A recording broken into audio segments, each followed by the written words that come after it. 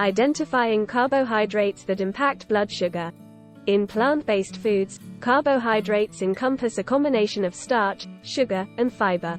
Only the starch and sugar components elevate blood sugar. Natural dietary fiber, whether soluble or insoluble, does not undergo conversion into glucose in the body and, consequently, does not elevate blood sugar levels. 18. It is possible to subtract the fiber and sugar alcohol content from the total carb content, yielding the digestible or net carb content. For example, 1 cup of cauliflower contains 5 grams of carbs, of which 3 grams of fiber, resulting in a net carb content of 2 grams.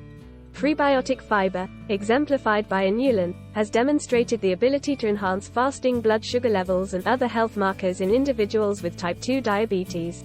Sugar alcohols, including maltitol, xylitol, erythritol, and sorbitol, are frequently employed as sweeteners in sugar-free confections and other diet products. Some sugar alcohols, notably maltitol, have the potential to elevate blood sugar levels in individuals with diabetes. Consequently, cautious use of the net carb calculation is warranted, as deducting all maltitol-contributed carbs from the total may not yield an accurate representation as per product labels.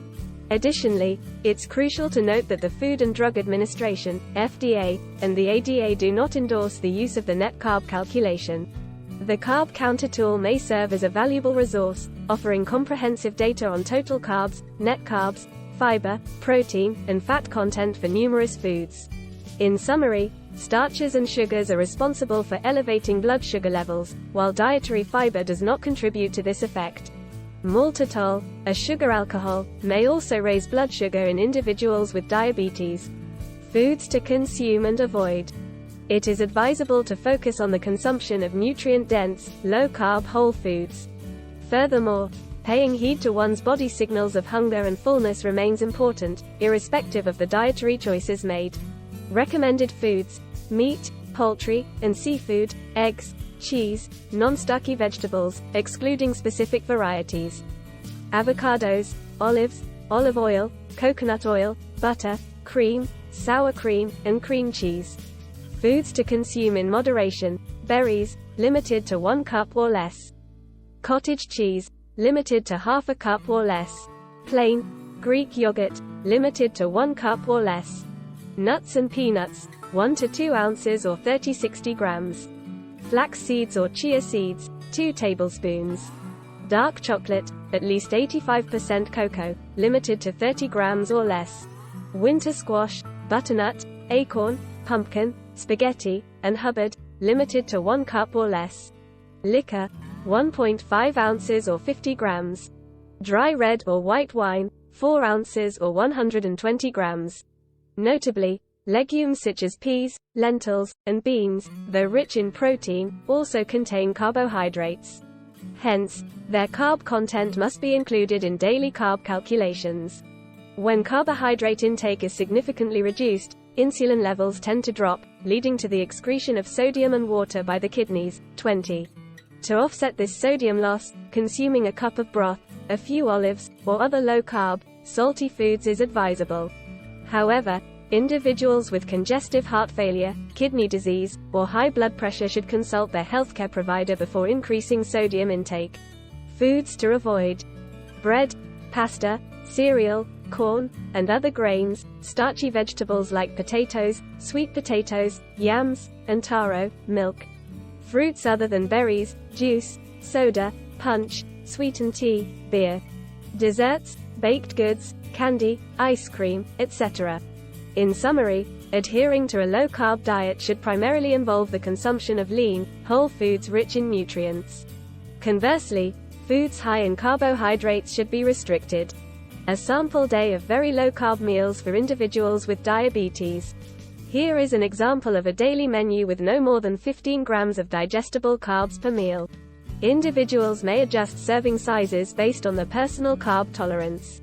Breakfast: eggs and spinach.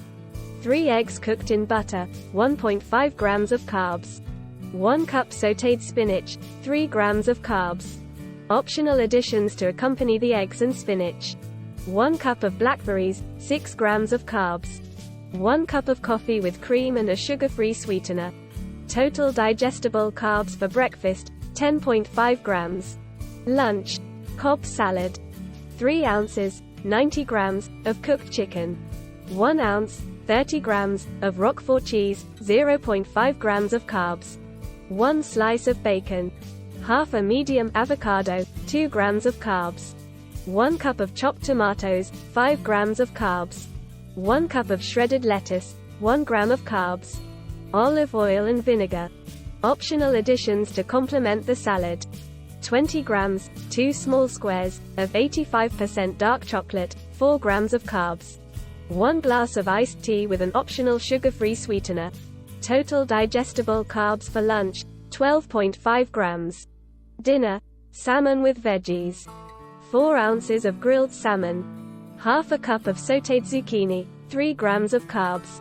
1 cup of sautéed mushrooms, 2 grams of carbs. To complete the meal and for dessert, 4 ounces, 120 grams, of red wine, 3 grams of carbs.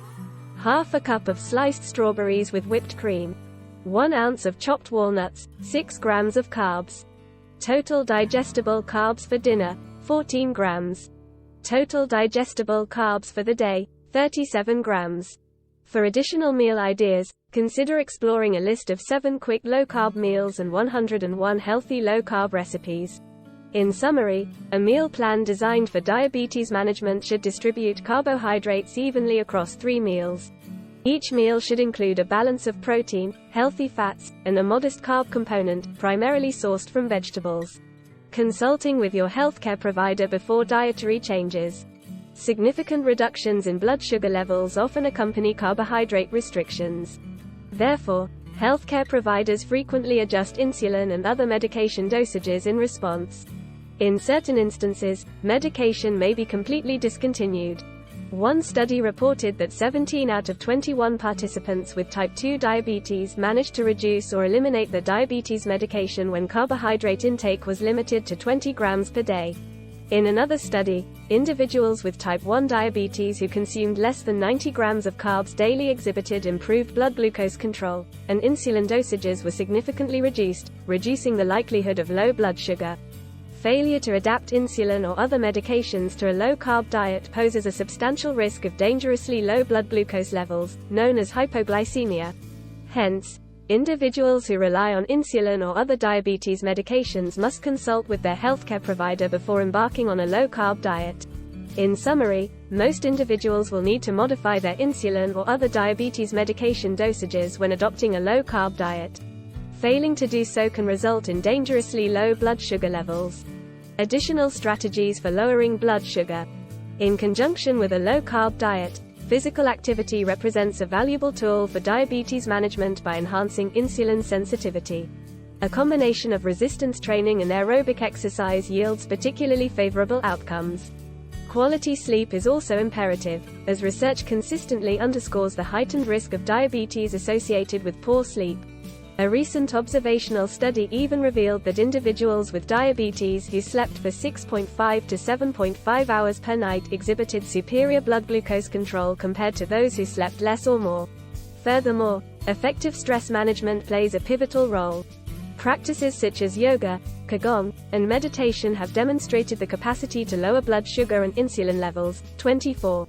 In summary, along with a low-carb diet, physical activity, adequate sleep, and stress management are integral to achieving optimal diabetes care. Concluding remarks. Scientific studies affirm that low-carb diets can effectively address both type 1 and type 2 diabetes. These diets yield improvements in blood sugar control, reduce medication requirements, and mitigate the risk of diabetic complications. However, it is essential to emphasize the importance of consulting with a healthcare provider before making any dietary modifications, as medication dosages may need to be adjusted accordingly.